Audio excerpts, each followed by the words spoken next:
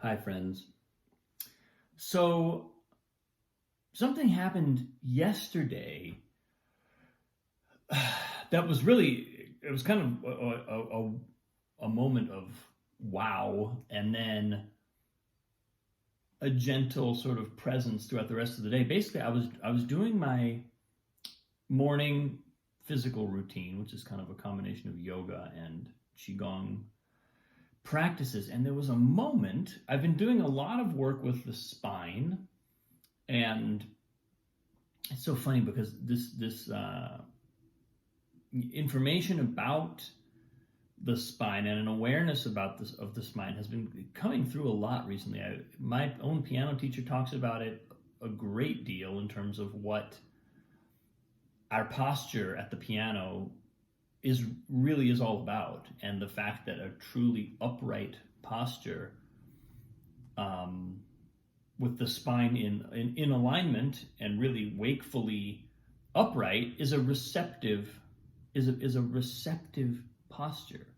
It's something that I would have never. I wouldn't. I mean, I guess that's a palpable sensation, but I wouldn't have thought to describe it that way until she said it. I was like, oh, yeah, sitting up straight, good posture isn't about projecting strictly. It's not just about what we're projecting into the space. It's like the antenna of our radio that when it's fully extended and open and available, we are receptive. So our physical body, the way we carry our body moment to moment in the day, whether we're sitting at the computer or out taking a walk or sitting at an instrument, we have the capacity in any moment to become receptive. It's not just on the physical level, but sort of aligning the physical with this higher energetic dimension. And what happened yesterday is I'm doing my practice and I did something. It was like I just stood up for a moment, a little straighter after one of my squats, and all of a sudden I felt this like electricity. It was like the crown of my head had been plugged into a power outlet for a second, and I was like, whoa, what is that? It was just this moment of like, it felt like a kind of incredible resonance and receptivity. And then I also came across some videos by a guy. I think I might have even mentioned this on a post a day or two ago. It's called the Chopin Method. If you're interested, it's called the Chopin Method on YouTube. And it's just 4 videos. He claims that there's a 5th one, but I can't find it. So maybe he just hasn't posted it yet.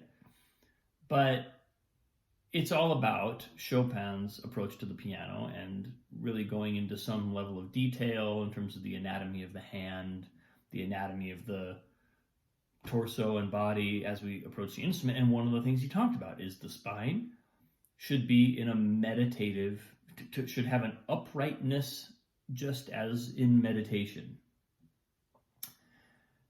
And I was like, wow. Because that's something that we don't, I have talked about that in my own work. Through doing that work, I discovered a teacher who also has a really, she spent half a lifetime probably or more really immersed in an approach like that and developing an approach like that. But I had not heard that until recently. So I know it's not the majority view of how playing an instrument is taught. And anyway, all of this is highlighting for me, and especially the experience yesterday is highlighting for me the capacity we have for alignment in our body. It starts, I'm always curious. I always come back to the fact that in the practice of yoga, very frequently it's asana, physical poses, that are considered the preparation for meditation. So in other words, all of the stuff that we call yoga and go to a yoga studio to do is really just like the warm-up for the even more powerful work that we then do through meditation and through connecting with our consciousness. And but that the physical foundation of that is absolutely vital and really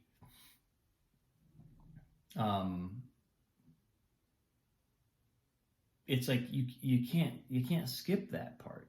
It's part of the game. If we really want to connect to that higher energy, then some level of, I'm not saying that everybody has to become a world-class yogi before you can meditate, but I'm saying I continue to be amazed and sort of inspired when I recognize that this what I call inner work, or spiritual practice, it's not strictly inner work. It's inner and outer work. It's life work.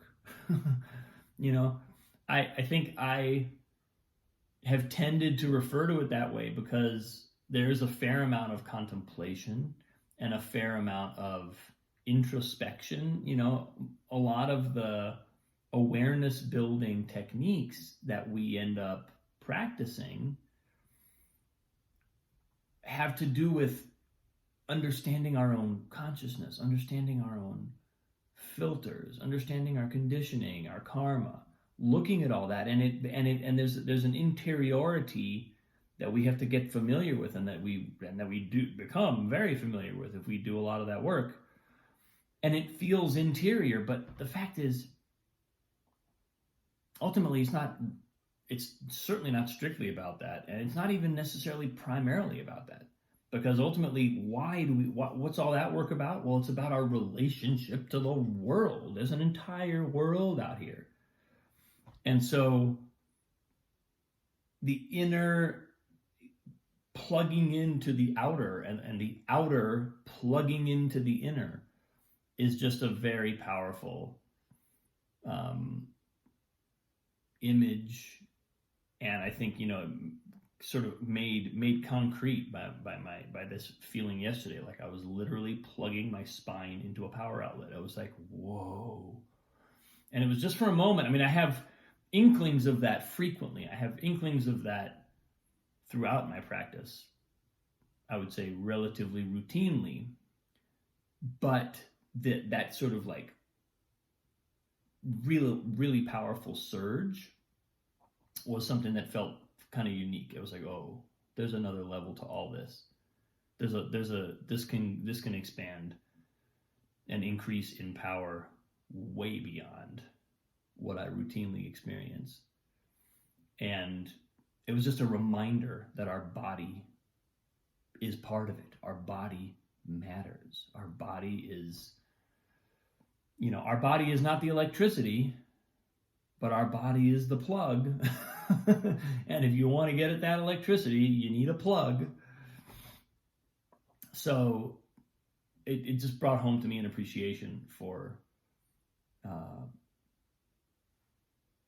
connecting with embodiedness and embodied practices, and really both remembering the significance and I think, for myself, also keeping an emphasis there, keeping it really being willing to keep an emphasis there in a way that allows for greater and greater experiences. It's something that I'm such a head person. I tend to remain pretty physical, but for those of us who are very mind oriented, it's very easy to be pulled into awe of that interior intellectual mental landscape.